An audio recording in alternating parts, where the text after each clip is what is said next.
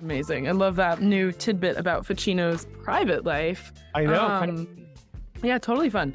So let's move on to your next book. Okay, so the next book that I have chosen is Liz Greene's Relating. And I chose this book. So Liz Greene, I have the utmost respect for the astrologer. I think she has done so much to push the vanguard. She's really taken like a lot of really like huge concepts that were lost at the time that she was writing them, but she's brought them forward in such a beautiful, poetic way of speaking. But the reason why I included this book is actually because her chapter on Victor's chart in it is what sort of set off the fire within me to get into researching the stuff that I'm researching, which is, again, has a lot to do with gender and sexuality and how these ideas come up through astrological literature. And so for further reading, for listeners who are interested, I highly recommend looking up The Astrology of Homophobia, which is an article written by an Australian astrologer in the early 2000s named Peter Clamp. And he takes a lot of what was being written about sexuality, specifically homosexuality, in the 60s, 70s, 80s, and really takes these astrologers to task and asks them, why are you saying these things? Where is this stuff coming from? Because there's a lot of stuff that comes out in Liz Greene's writing, specifically in this chapter on Victor's chart, that feels a lot less astrology and a lot more her taking what her cultural sphere was talking about at the time and working it into a way that we might understand how astrology can be used to speak about sexuality. But what she writes in this chapter amounts to a lot of what might be like hurtful things that she says about like what a homosexual is, right? She talks about how Victor, who's this character that she focuses her discussion on, is so possessed by his hatred for his mother that his overemphasis of his anima within him makes him basically have a limp wrist with a gentle lisp, tossing of his head, and the suggestive walk and swiveling hips and mincing steps, which turned him into a parody of inferior womanhood.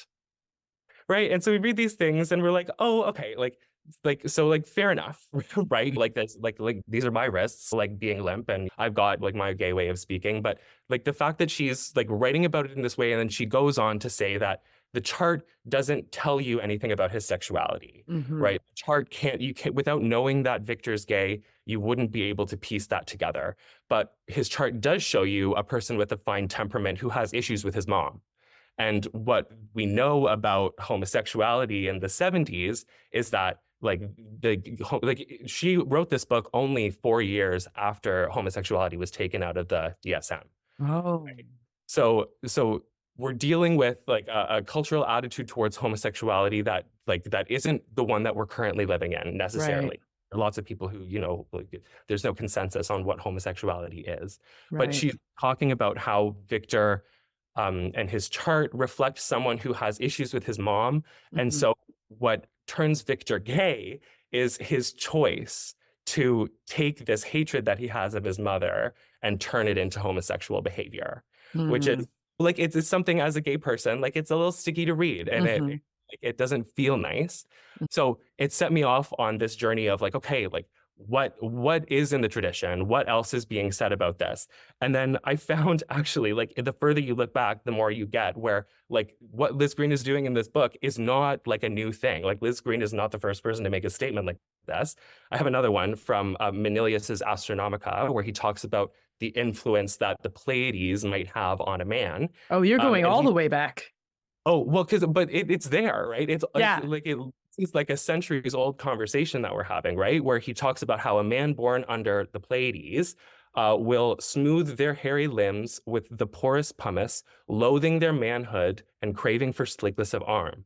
They adopt feminine dress, footwear donned not for wear but for show, and an affected, effeminate gait. Right? Which is like a pretty like almost word for word parallel to what Liz Greene ends up saying about gay people being these like limped wrists, effeminate, like whatever.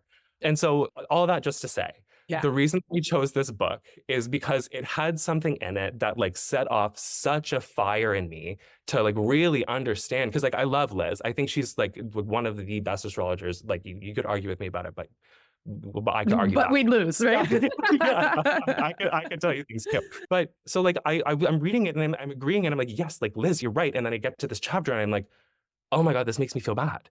And so Oh, that sent me off in a direction where now I'm like I'm reading Manilius, I'm reading Ptolemy, who has a lot to say about sexuality.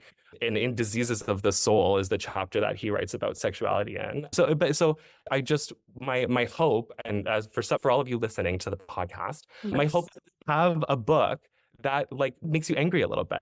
Mhm. And I hope you like get into the research and learn more because like us, it's there. It's The there. pen is the sword. Yes, exactly. Is it ever? Is it When ever? you get mad, don't get even, go to grad school. It's all about going to grad school. No, there was a book that lit me up and made me mad that astrology wasn't in academia. And that set me off on, I'm 25 years in now, but this journey of let's find the sources, let's read these, and let's put them in a position of let them speak, let the sources speak.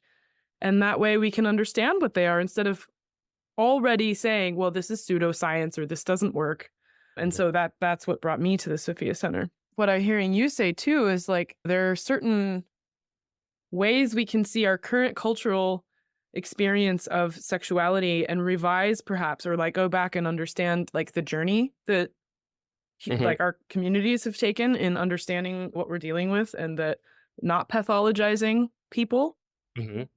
Absolutely. Oh, and then this is actually this is the point that I was going to make when I put the book on the list, was that this book taught me like very explicitly and very clearly that astrological writings are married to the time and place that they're written in. Right. Yeah. There's no two ways about it. Right. We have to like really understand not just what's being said, but who's saying it, and why they're saying it and how they're using it. There's an article in the Cayley Review by S.J. Anderson. If you haven't read the Cayley Review, please do. But it's the article where he talks about how astrology is articulated in the word, but then there's an animistic quality that requires us, like the literate, like astrologer, to pick up the words and recreate them again, right? And that process is like inescapable when we're talking about astrology, right? Like we have to like recognize that we're not like there's no way to like do traditional astrology anymore,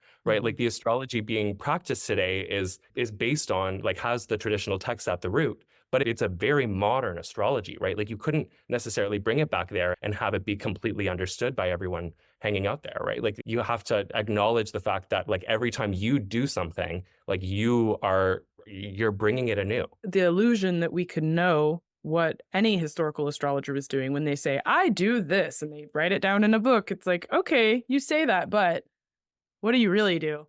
Right. Dorian Greenbaum has pointed out in her work on Kepler's astrology that Kepler, for example, claimed at one point, well, I can't see a sign distinction between Aries and Taurus, and so these two things that aren't conjunct in an Islamic astrology actually are conjunct. But the thing is, there were Islamic astrologers who still saw that as a conjunction because they could see them together. And Kepler, sometimes the way that he would apply his aspect theory and like things that he said were so, he actually didn't do when he was delineating charts. Right. So you read both levels, and then you have to also know we can never really know what was happening.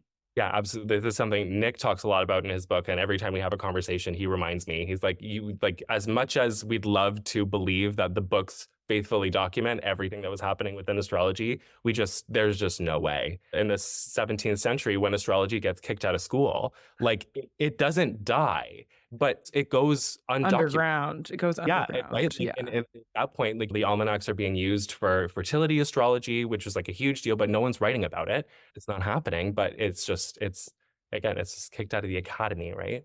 Right. Yeah. All right. What's your third book? Okay, my third book is